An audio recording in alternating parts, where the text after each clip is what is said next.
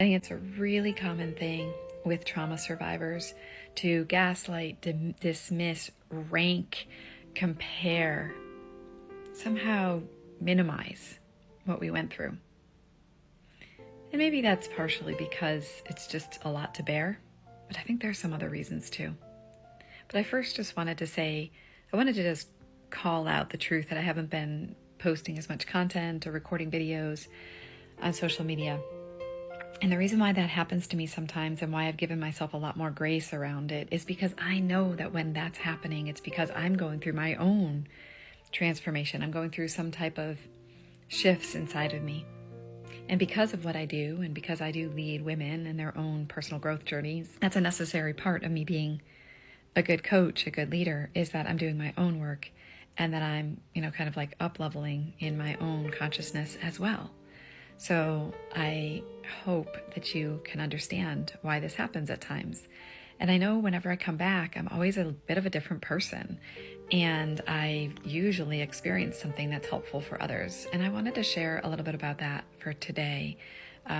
So I was recently in a coaching session of my own, and my coach was doing some inner child work with me, and she was giving me some possible phrases that I could be saying to my inner child around my sexual trauma. And one thing that she said, and she had a string of them, but one that she said really touched me, which was, I believe you. Like for me to tell my inner child, I believe you. Now take that in. Have you ever said that to your inner child?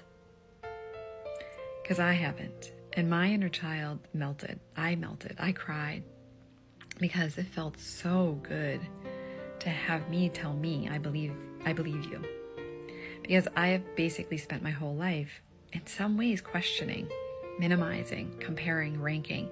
And why do we do that? Let's just talk about why we do that. We do that because that's what happened to us, most of us. I know for me, I heard things like, first of all, nobody even noticed. But then when I did bring it up to people, they questioned me. They didn't believe me.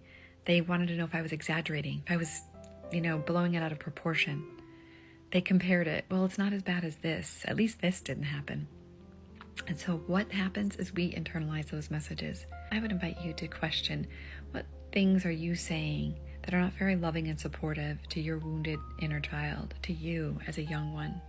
And can you find some more compassion, love, and care?